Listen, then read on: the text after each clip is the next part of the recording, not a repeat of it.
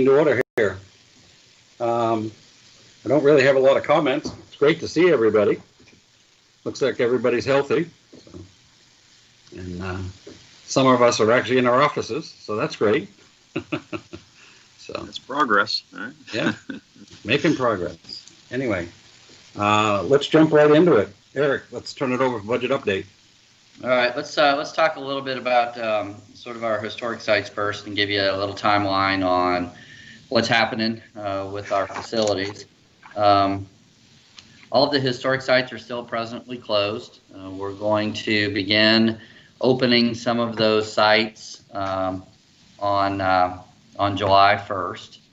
So Vail, Bingham, CNA, all of those are going to open on July 1st. We've modified the schedules so that they're open on Friday, Saturday, and Sunday at this point. The major reason for that is because with the city's phasing plans, rules, and regulations, volunteers are not allowed to come back in until September. Oh, hang on a second, I just lost y'all. You still hear me? Yep. Yes. Hang on. All right, there we go. Man, I hate this wonky technology. All right, so the volunteers aren't able to come in until more like the September timeframe. So we are covering those facilities essentially with full-time and part-time staff, with the exception of the Bingham. They'll be running that with their own paid staff. So that presents us obviously with some challenges. We're also looking at the visitor center as well. Christy can talk a little bit about that operation and how we're looking to work with the chamber to try to keep that open for a little while. So we have some limited opportunities this coming up summer for visitors to come in and take a look at some sites. It wasn't random. We did do a little study on visitor numbers. The visitor numbers Monday through Thursday, well, especially Tuesday through Thursday, were pretty low. Monday was the next day on the list, but it is still lower than Friday, Saturday, Sunday. So based on our staffing and based on the number of people that we have to cover all of those different shifts, that's where we landed and ended up. The one exception to that is going to be the National Frontier Trails Museum. At this point, due to budgetary concerns, it is not going to open at least until January 1st. And we'll talk about that a little bit here in the budget update as well, to let you know why. We have offered the center attendants, the museum attendants, the opportunity to work at some of the other sites. Some of them have taken us up on that, others have not. We're experiencing, even with our center attendants through Parks and Recreation, a pretty good drop in numbers of folks that want to come back and feel comfortable working in a public environment at this point. We lost 9 CAs that normally work at our recreation centers for that reason, and I believe 2 of the 4 attendants at the National Frontier Trails Museum also exercise their option to not return at this point. So we're scrambling a little bit, but we'll make it work, and we'll have those sites open at least, like I said, 3 days a week. So let's talk about our budget for this fiscal year. So Morris, if you don't mind, can you share that document that you put together? So Morris does monthly financials for us, which is critically important at this point, obviously, so that we can track revenues and expenses. Well, we can track it daily if we wanted to, but we look at it every week or so, and then at a monthly summary form, which I think is pretty much what he's going to show us when he can get it up on the screen. Well, try and do here, just a second. Sure, all right. There we go. I think that should work. Kids, get off the internet. Go play video for a minute so you got some bandwidth. Oh, they're still in bed. Oh. All right. Hey, can you blow that up a little bit for us, Morris? That's pretty small. Is that better? Yeah, a little bit. Yeah, that's good. Okay. All right. So when the pandemic really hit and we began to look at projections and numbers with the finance department, we made some reduction assumptions based on trends at that point, and started to take a look at how much transient guest tax revenue we would not be collecting for this current fiscal year, which goes through the end of June, and then how much revenue we would also be losing by closing facilities and such during the closure period. So what you see in yellow in the column listed as column A, revised budget, those were the reductions that we took out of this year's projections. So we were projecting that the transient guest tax collected would be $319,292 short of what our original projection would be. So if you recall, we were looking at almost 2 mil, so 1.995 going into the fiscal year, and we're projecting that we were going to lose about $319,000 as a result of COVID in the last quarter of this fiscal year. Going into this COVID scenario, we were having a really good year, actually. We were a little bit trending behind until December, and then it started to pick up a little bit, believe it or not, and we started to make some gains. And it looked like we were going to meet, if not slightly exceed, our original transient guest tax projected revenue. But that obviously changed. So then if you look at the very last line, that's highlighted in yellow in column A, you'll see the figure of 26,000 and some change.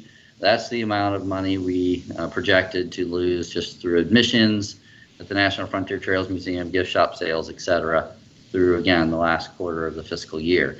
So in essence, our revised projection for revenue went from just over $2 million for all of those functions to 1.722 million. So that was our projection going into this, and made those adjustments in essentially March. So then in the next column in B, year to date extended, that's what we've actually collected at this point for all of those functions that we just talked about. So up through mid-June here, so this is pretty much up to date for what has posted.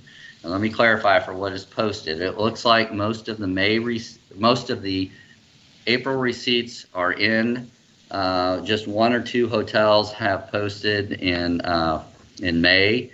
We still have some more, obviously, that needs to be posted and charged and put into the system for May. So keep that in mind. So we still have, even though this report says Monday, June 15th, we really have about 6 weeks of collections to still add into that figure. But with that said, what we have collected thus far is 1.584 million. Then you can see what we've collected for our admissions and things of that nature. And that gets you all the way down to the bottom line of what we have collected so far this fiscal year is 1.673 million. And then if you look over to the available budget, A minus B minus C, it shows that we still have about $49,000 to collect. And then if we get that done within this next 6-week period of collections, then we will have met the revised budget revenue target. So does that make sense? Is that as clear as mud to everybody? Yeah. I'm surprised revenues are as high as they are, frankly, you know. I mean, and people weren't traveling, right? And, you know, latter part of March, April, May. I know a lot of it is pre that time, but Erica, I'm pleasantly surprised it's as high as it is. Does anyone else feel that way? It's still, you know, it's still 300,000 down, almost $400,000 down, $300,000 to $400,000 down from where we typically would have been. Right. But yes, it's. I meant from the revised budget is what I meant, you know, revised budget standpoint. But right. So I think one thing to keep in mind though is that COVID downturn represents just 1/4 of our entire fiscal year. So right. the worry really our goal here was to adjust revenue and expenses to still break even this fiscal year. The concern is next fiscal year and how long is it going to take before people start to travel again. So go ahead, Jim. No, I was just commenting. Everything I'm reading, it's pretty grim out there, and we can talk more about that in a minute. Well, when we get to the sales and services piece, we'll turn it over to Christy, and she can tell us the same from what she has learned from her industry meetings and such. Okay, so that's the revenue side of things. So obviously, when we dropped our revenue, we also dropped our expenses. We started holding on some things. So I won't go through each of them, but if you can just look at bottom lines at this point. So our adjusted revised budget. Morris, can you walk us through that revised budget? Sure. So you see the different cost centers that make up tourism, and then as well the capital projects fund. We actually have a separate projects fund set aside for capital projects. So those are shown there, and then we reduced the projected operations cost by $114,000. Those are some salary savings, mostly some other savings, different programs, the museum not operating, obviously some savings there. So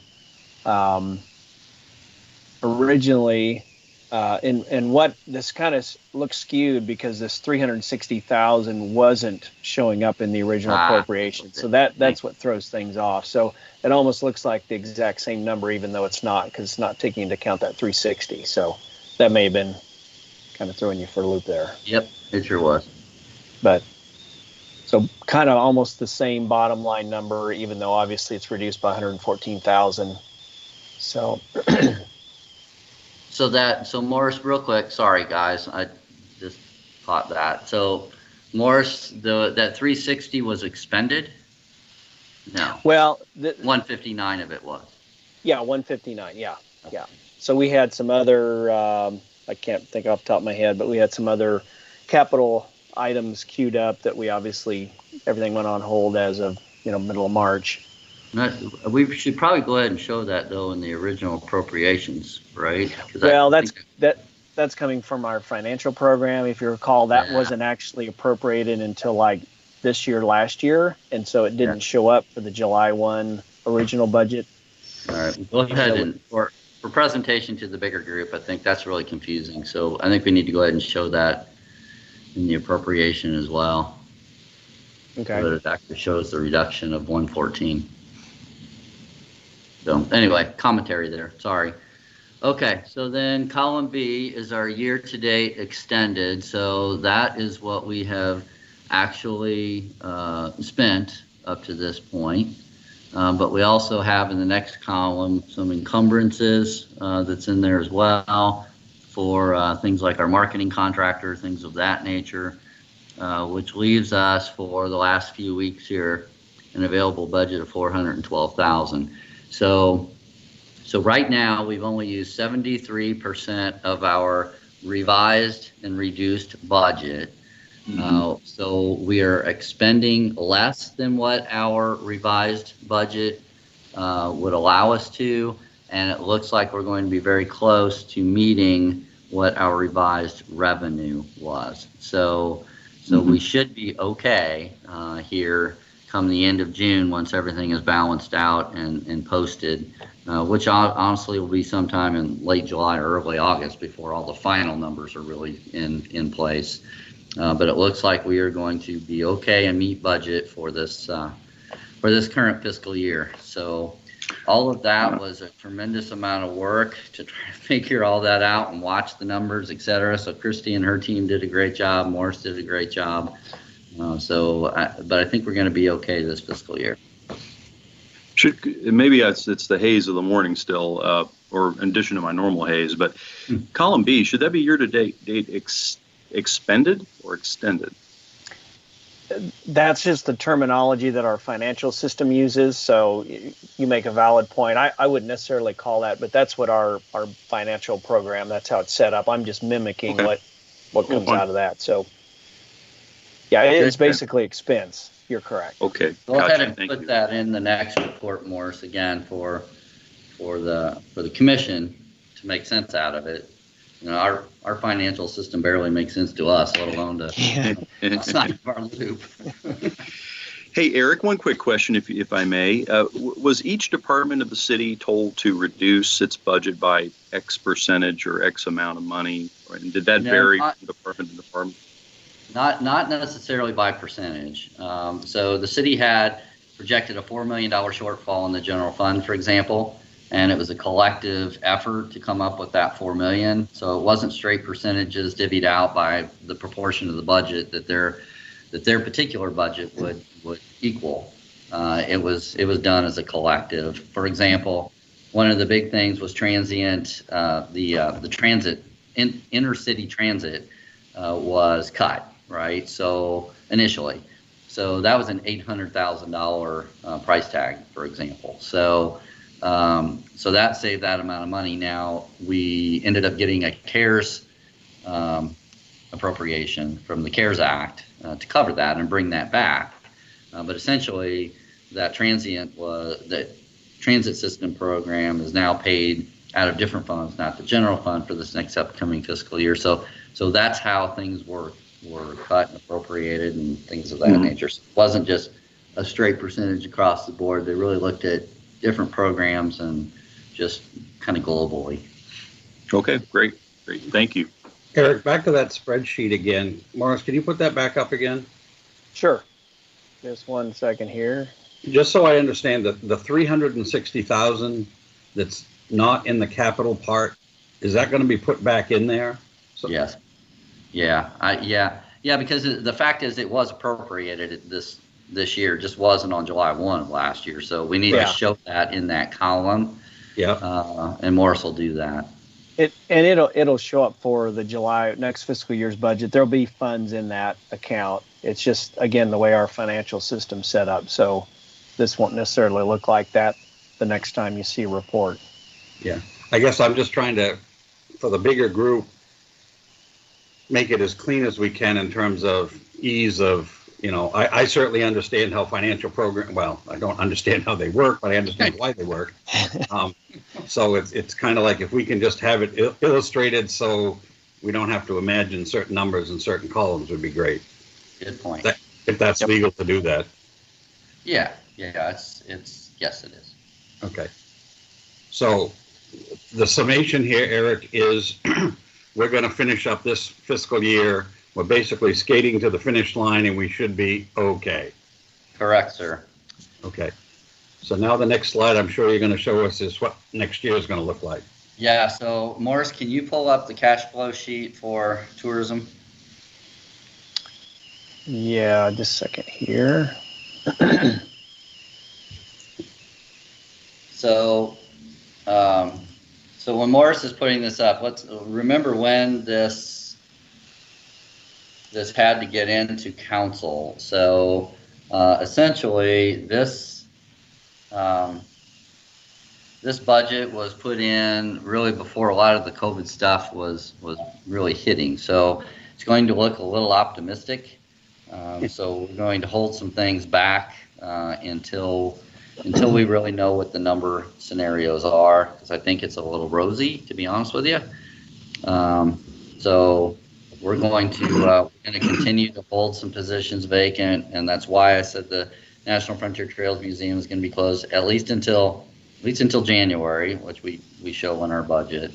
But it could be a little bit longer. We'll just have to see, because that facility costs about $500,000 a year to operate. And right now, we just so happen to have 3 of the 5 full-time staff positions vacant over there from folks leaving to take some new positions elsewhere. So it's most logical to hold that one at this point and try to continue our sales and services as much as we can to try to attract people in based on the new sort of the new marketing strategies that Christy will talk to us about here in a little bit.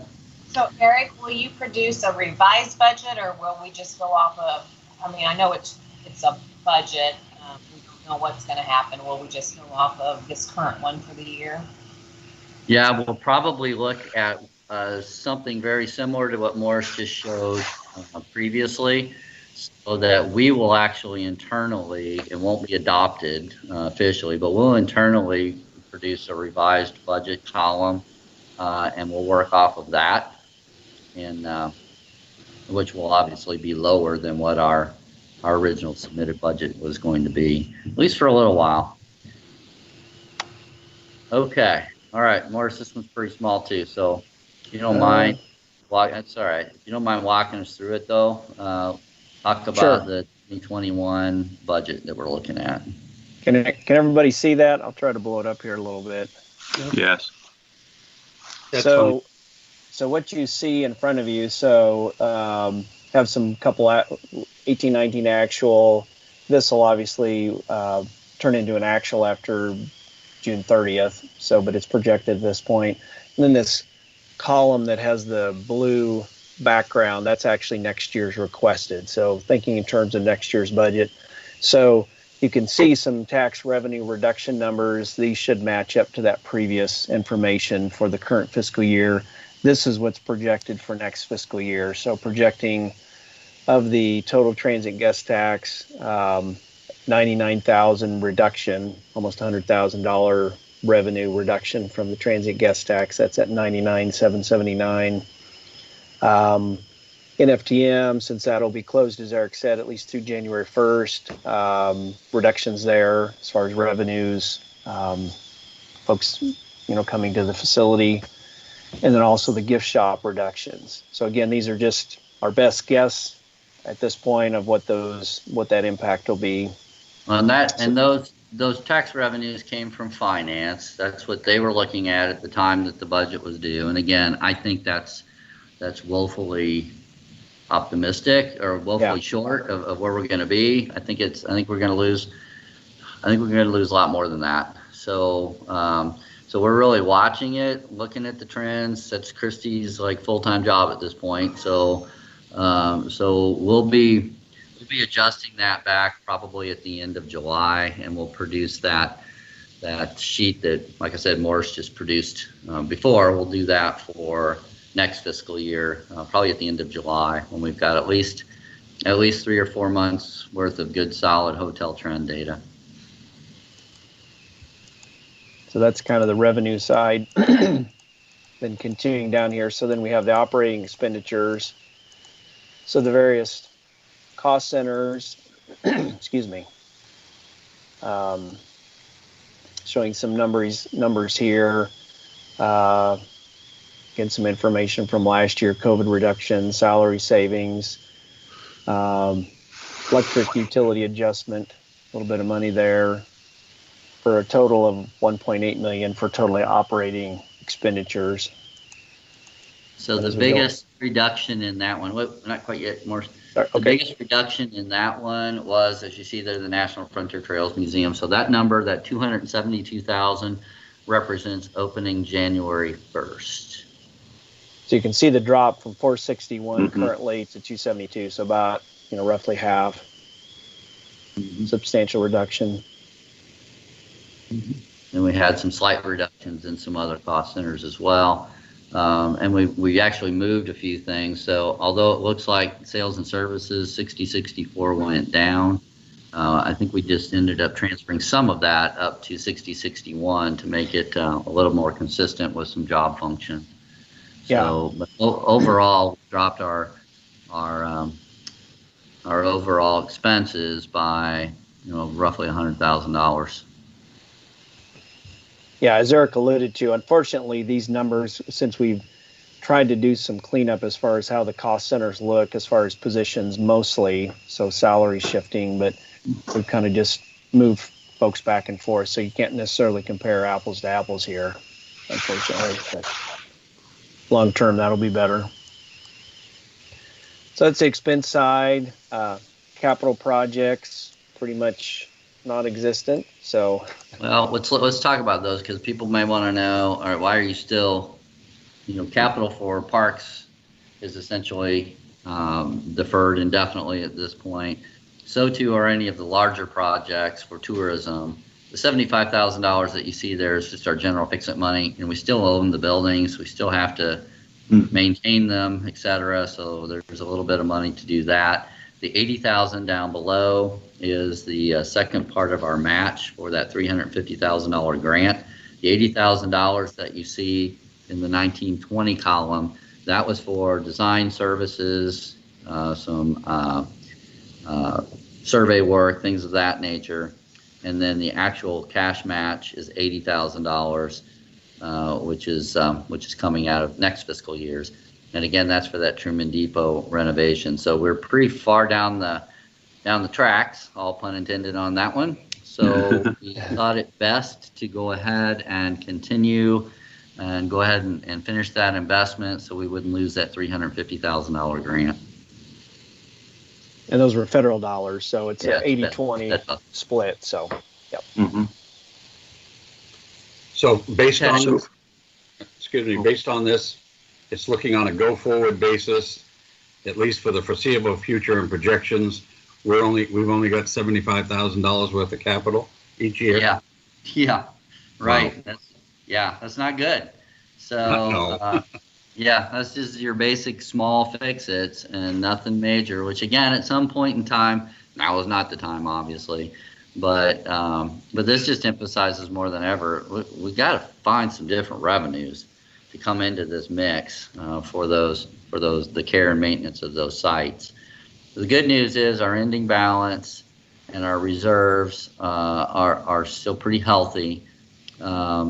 We will end this year somewhere with a $900,000 in ending balance in the bank, $861 the year after that, and it slightly decreases as time goes because our expenses, to some extent, well, not to some extent, they are outpacing the projected growth in the transient guest tax. So again, long term, there's some adjustments need to be made just on that very fact. And if, of course, we got another revenue stream plugged into the mix at some point, that would pretty much fix that problem. So it's not horrible long term, as long as the transient guest tax recovers to some extent. But it's not beautiful either. It's not perfect. Mm-hmm. Well, it'll be interesting to hear what Christy has to say regarding the future here, what she's found out. Yeah. All right. Well, that's budget. So actually, Christy, you can go ahead and just pick that up. And I know the report was probably in the packet somewhere with your sales and services piece, but go ahead and talk about your industry meetings and what folks are saying at this point. Sure. We have been meeting with the Division of Tourism for the state of Missouri. We've been meeting with U.S. Travel. We've been meeting anybody that we can go to or attend meetings online for. We have been attending. And so what they're hearing is people are planning on traveling, but it's going to be local and regional travel. And that's going to be within the next 6 months. And so we're going to have to sit back and wait as far as conferences and things like that. As we all know, it's just as easy for us to meet on a Teams meeting or whatever than it is to go, spend dollars to go to a site to have meetings. So conferences and things like that are probably not going to be happening for the foreseeable future. Trade shows and things like that, which is where our sales and services piece comes in, which is talking one-on-one to travel planners and tour operators and things like that. They will be coming back, but from what I've seen, the ones that are coming in this year, 2020, they're all going to be virtual. So I really think that virtual meetings and things like that are going to be around for a while. So, that's great for us because we won't be spending as much money going to trade shows, which is super important now to get more people to come in. But for our hotels and, that have meetings and things like that, that's going to hurt their dollars. I guess the good thing for us anyway is that we don't get revenue from their conference side of the house. So when they're having conferences and meetings and, the meals and things like that, that doesn't come into our revenue. It's just the room nights. So, hopefully we can work on those room nights. The marketing and advertising we're doing right now is all focused on outdoors and local and regional travel. And so just trying to remind people that, that we're here, that things are slowly opening. We did put out some videos and things like that when all this started. I mean, I know several people on the commission and on the Hotel Lodging Alliance took part in one of the videos we made for Travel and Tourism Week for Truman's birthday, just about, we're here, it's not time to travel, but when the time is, we're here for you.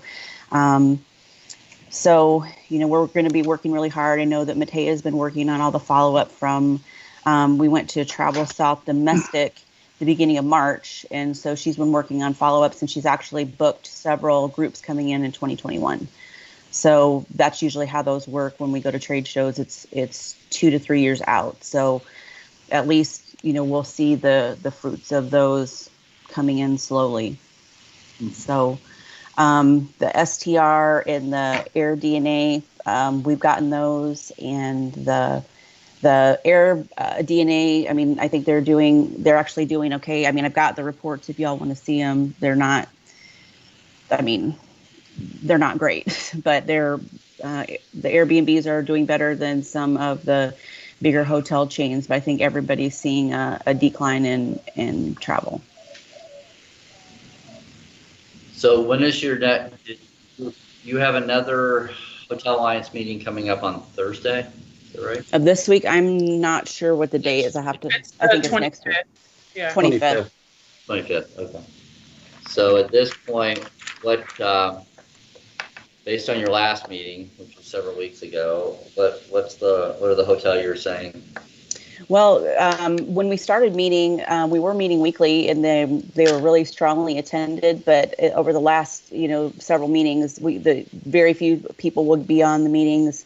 The longer stay hotels are seeing more visitors or guests as opposed to, the regular properties.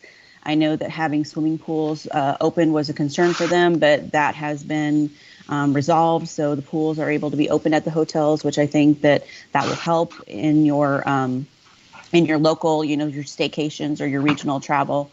So I think that will definitely improve that situation. Christy, so, yeah. Do you have a sense as to what occupancy? I mean, while everybody keeps things close to the vest, now is the time to kind of lay it out there so we can see a trend. And I would hope that everybody's cooperating, even if it's confidential. What is the occupancy rate here in town these days? Well, for the month of April, according to the STAR report, occupancy was at 31.7%. Normally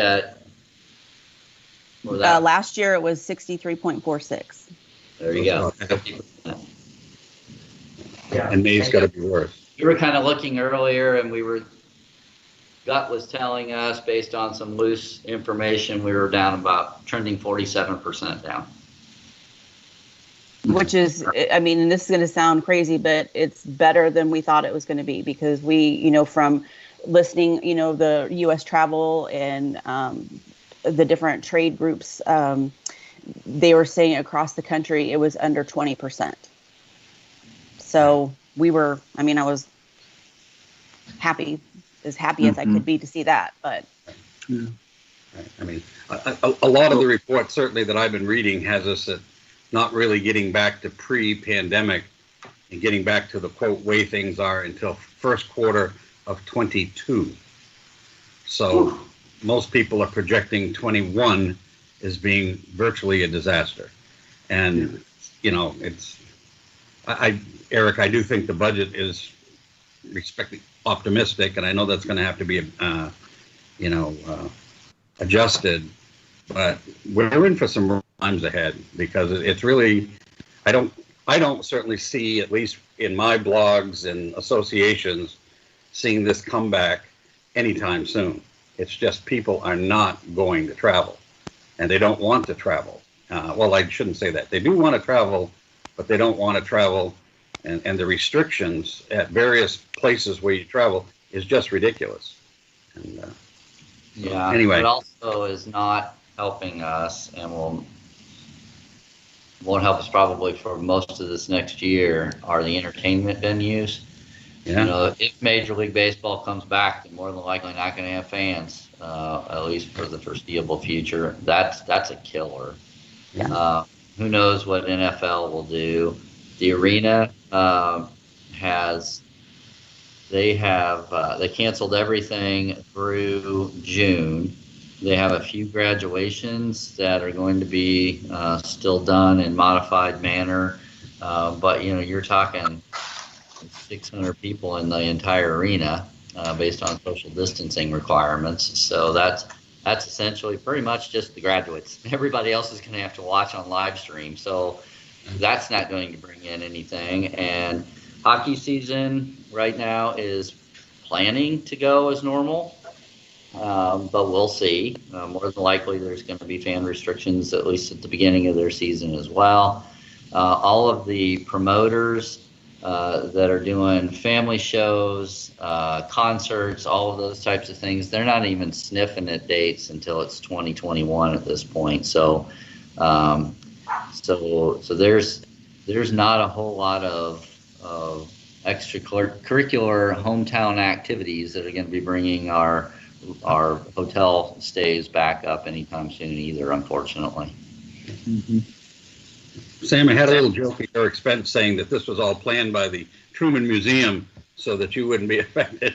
So this kept everybody away while you did your renovation. So, well, you know, we are still on target to reopen in we say in the fall, and you know, it could be September, early fall, right? probably more like, what's that, Christy? September, right? Well, unofficially, I don't think so. But yeah, I mean, we were closed anyway, you know. Yeah. Oh, maybe let's say October, fingers crossed, right? But you know, but yeah, we were already closed, as you all know, since last July for the museum renovation, and then research end was open, but then we had to close in March because of COVID. And Christy, you mentioned something about regional travel. What's that? You mentioned something in. Oh, sorry, I'm hearing an echo here. Feedback. Somebody, go ahead and mute. Everybody mute except for Dan. Okay. What does regional travel mean? I mean, you said, Christy, at the top there, some of the calls and meetings you're doing. There is still the expectation the next 6 months there's going to be regional. And I wonder if we define that, we've changed that definition and maybe shrunken it, because, you know, I know Madden talked about kind of a multi-state, you know, media approach, and I don't want to get ahead of ourselves, and we'll probably be talking about that later. But, you know, has that periphery kind of shrunk to, you know, the Missouri and Kansas as opposed to, you know, the broader Midwest? Right. It's really a drive distance. So like 3.5 hours is what they consider now to be regional, people being able to come into town. Okay. You know, so like Omaha, Des Moines, you know, Wichita, places like that. So even St. Louis is beyond that, which is more like 4 hours. Right.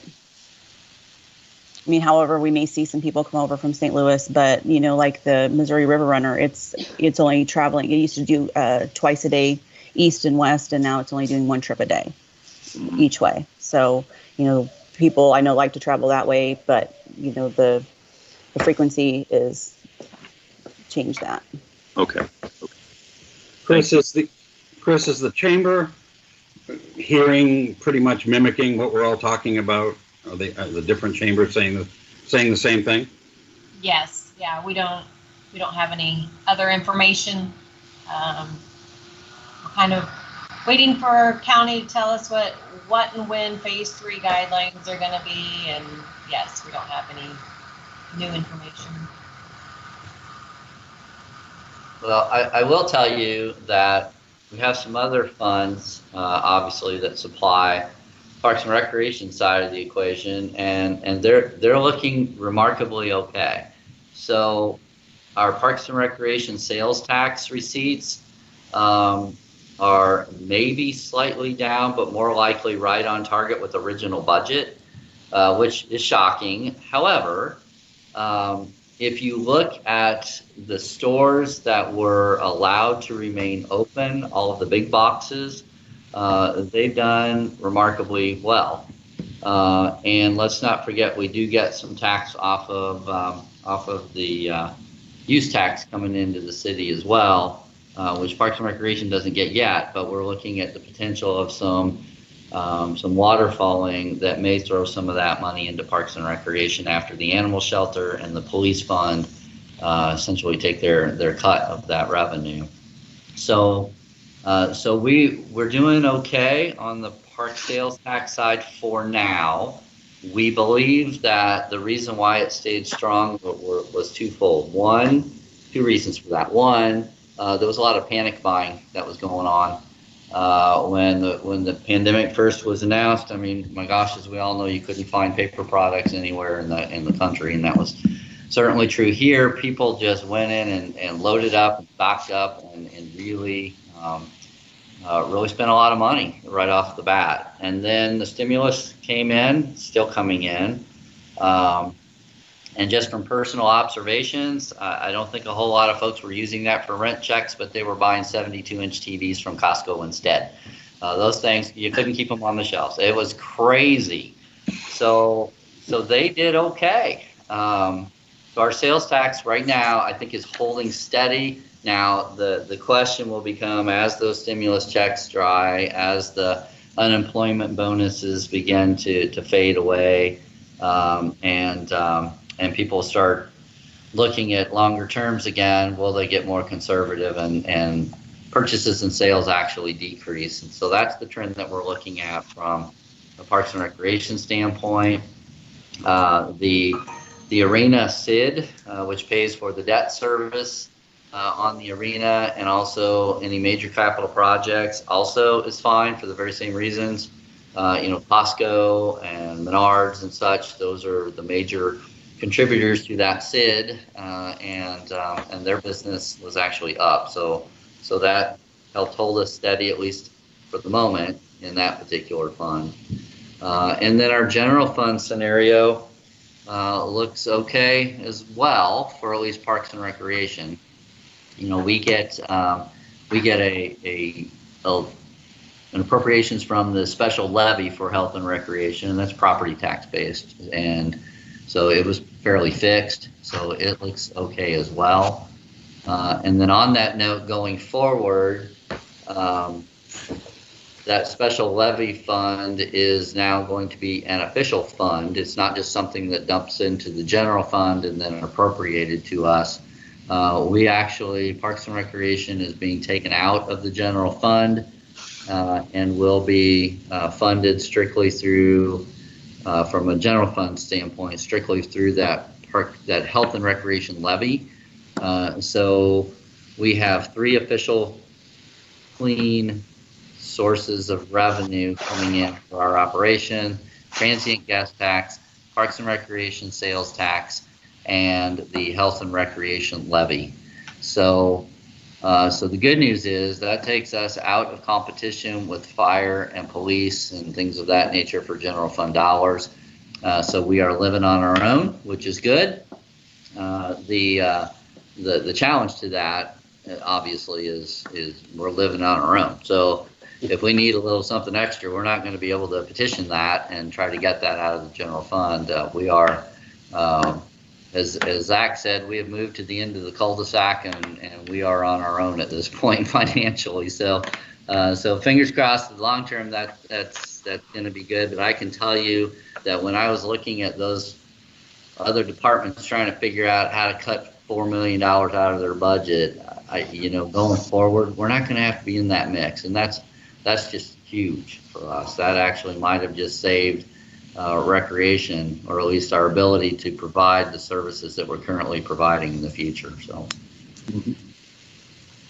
that's sort of the state of the union. All right. Any other comments, questions?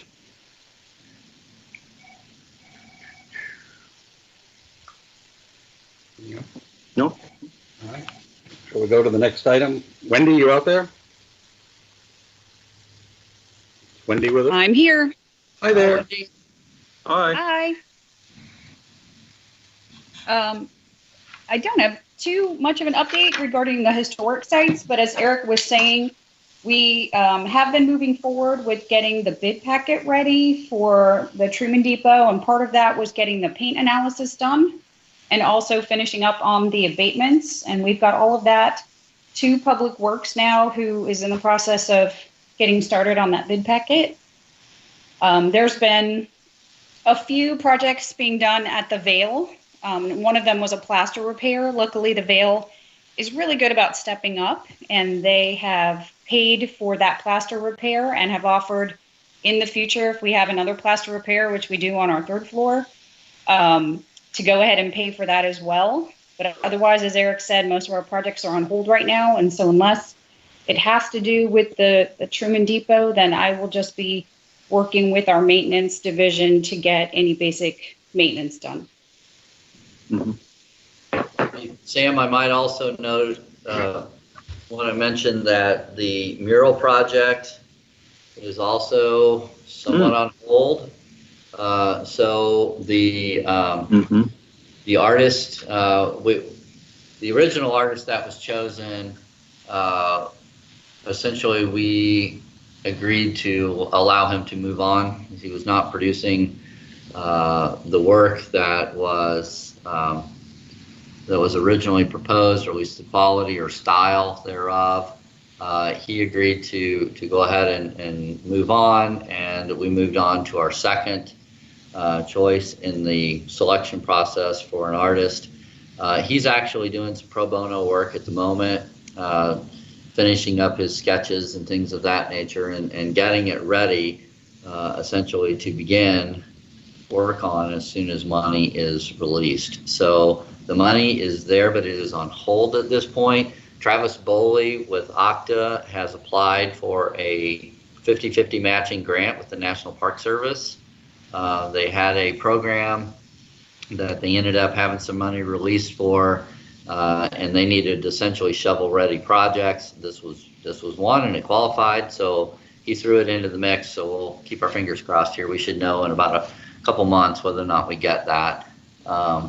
If we get that, Mark Randall's pretty confident that the remaining amount of funds will be released, and we can go ahead and move forward with that project. But it's not, unfortunately, going to be ready, I don't believe. Well, it's not. It won't be ready in time for your grand opening. So, okay. Sorry about that. Well, that's understandable. This is the 24 highway bridge we're talking about, right? Yes. Next to the library. Okay, yes. Great.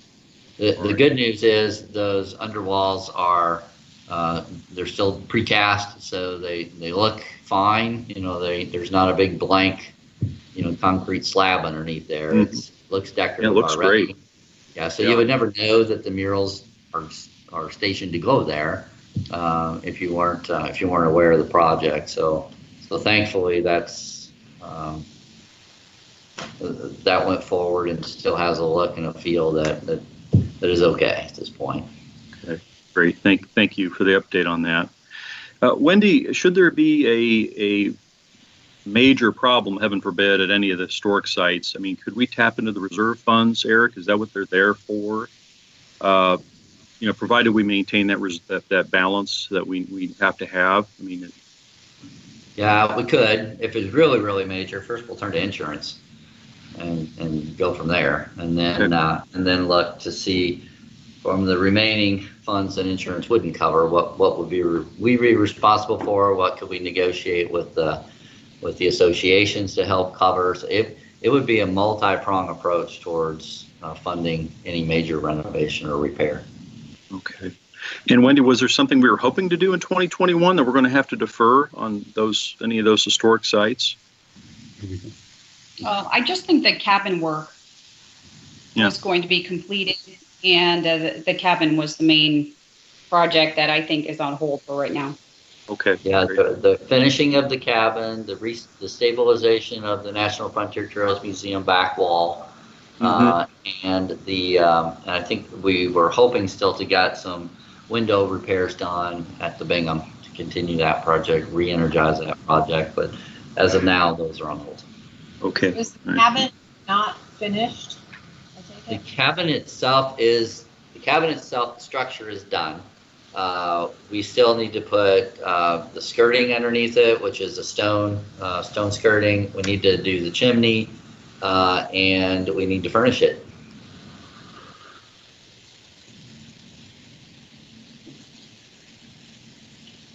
Any other questions for Wendy? Yeah, I was going to just briefly say the good thing is that it's stabilized and it's not going anywhere. It's well preserved where it's at. So from a public perspective, I think at least the majority of the work was done. And even if we can't have it open or open on a limited basis, at least that portion of it is done. Excellent. Anything else for Wendy? No, thanks. Okay, am I the only one that can't find the reports in the packet?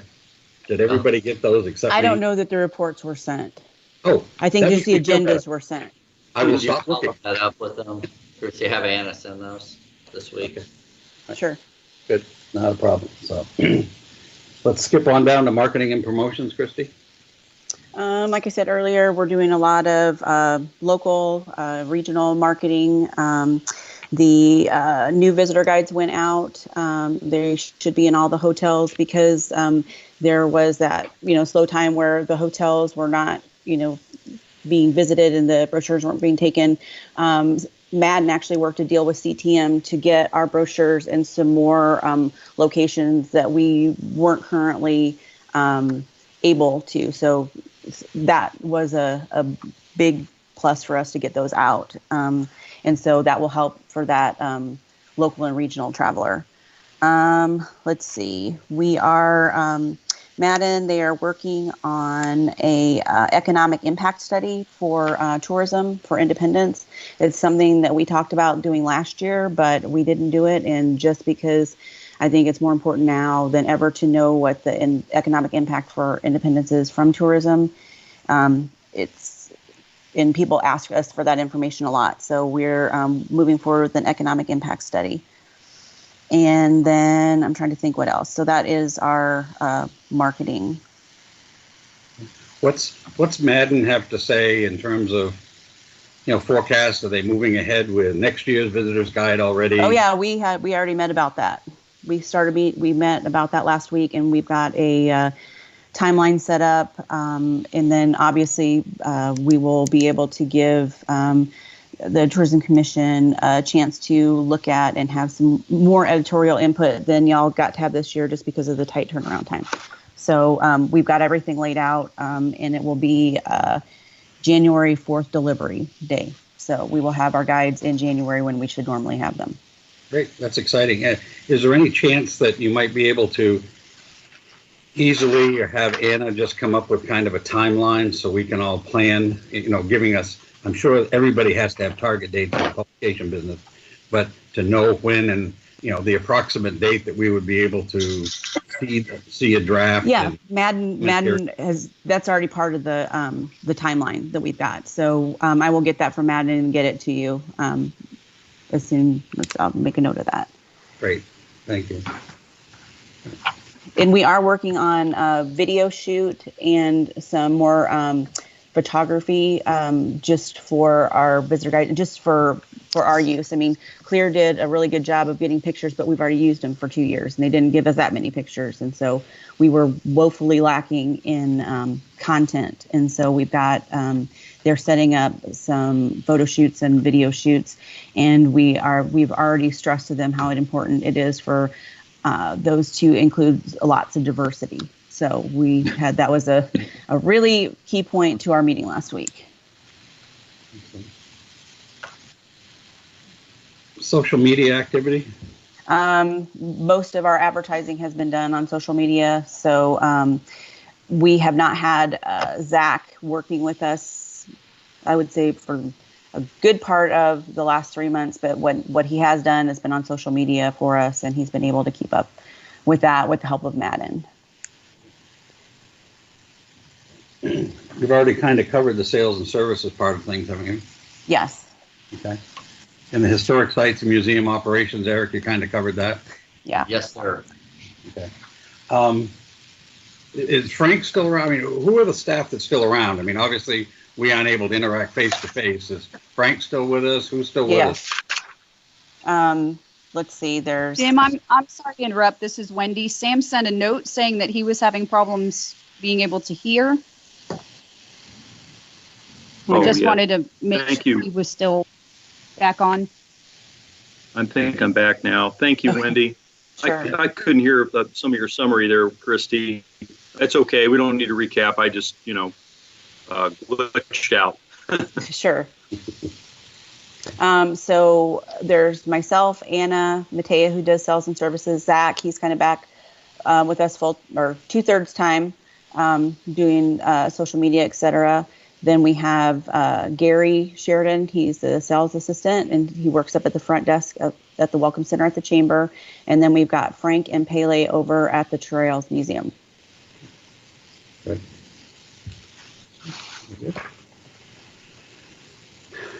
Other topics to discuss here. We probably should make a motion on the Tourism Commission meeting minutes. We didn't talk about that at the beginning. Any comments, errors, questions, issues with the minutes from the April 28th meeting? No, I motion to approve them. Chris's motion to approve the minutes. Sam, do you second? Yeah. Yes, sir, I do. Okay, second. Any discussion? All those in favor? Yay. Okay. Any opposed? Minutes are approved. Great. Okay.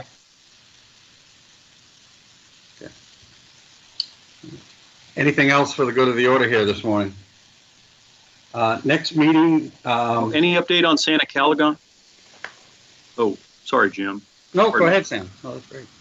Any update on Santa Calagon? Has there been an announcement made about what's happening there? There has not been yet. We were kind of waiting on State Fair. State Fair is a go-ahead, but it sounds like State Fair is limited at this point in time. We're waiting on some guidelines from the county. Their current guidelines say that fairs, festivals, and parades can move forward as long as there's not more than 100 people involved. That's not really reasonable, so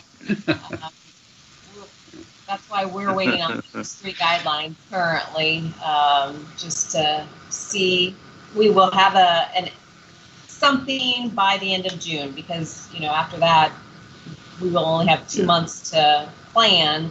So by the end of June we will have an answer for everybody. Okay. And Eric, getting back to what you said before, I know we were in that three-pronged event, so to speak. The Truman Library reopening, dedication of the bridge over 24 Highway next to the library, and then of course the Truman Depot. Renovations and dedication. Is that on hold too? The Truman Depot, events. No, the depot itself, the renovation is still moving slowly, but forward, but it has been delayed as well. So we will not be meeting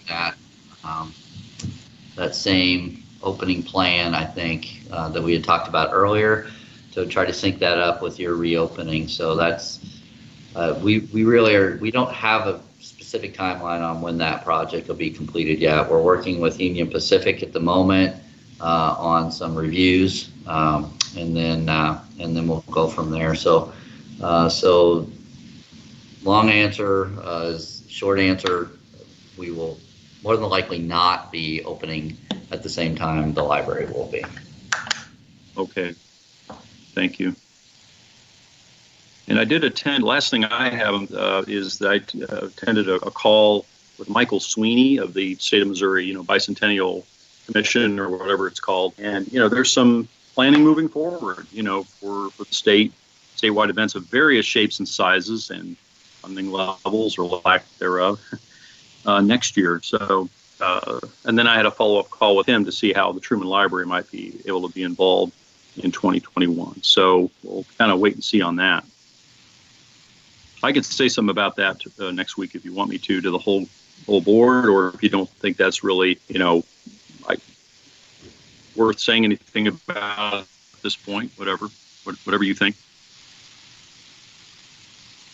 Is there? Do we want to make it an agenda item or just other business maybe? Is there a full board next week? I thought we were waiting until August. That's really your call, Jim. If the executive commission would like us to share the information generally that we did today, we can certainly do that. The August meeting, at that point, we should be able to have the closing report for this fiscal year and then any adjusted budgets for next year lined out. So we'll have a lot more information at that point. I mean, Okay. Oh, so I have an old calendar invite then. Am I looking at, there is no meeting next week?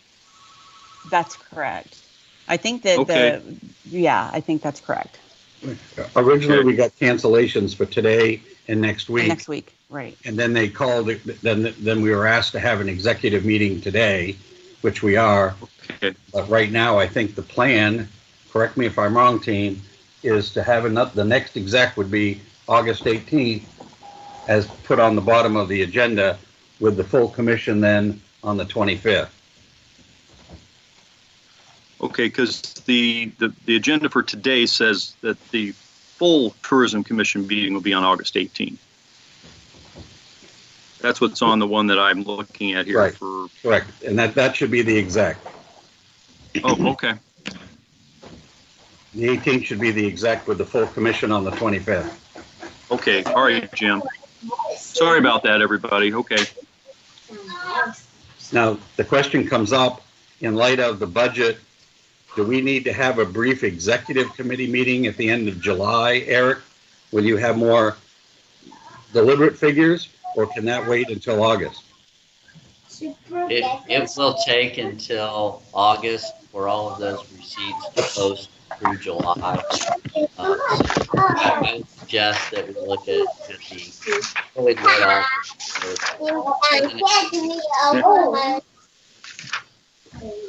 That should give us the most complete picture.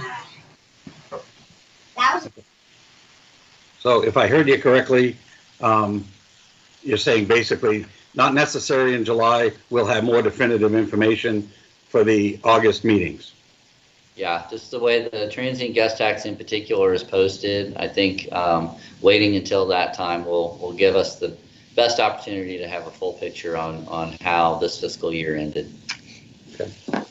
So let's leave this meeting with the next meeting of the exec will be August 18th, usual time, and the same for the full commission on August 25th. We in agreement there? Okay, sounds good. Anything else for the good of the order here? All right. How's business been with you, Jim? Slow, I take it? Pretty much, yeah. I don't have anybody to play cribbage with, so I do a lot of solitaire. So try to get out, just to drive around, and I wave to a lot of people from the car, but, Christy, thanks for having Gary bring over the visitors guides. Wave them in. Yeah. Sure thing. Yeah. Wish I had more people to hand them out to, but at least I have them, so. Me too.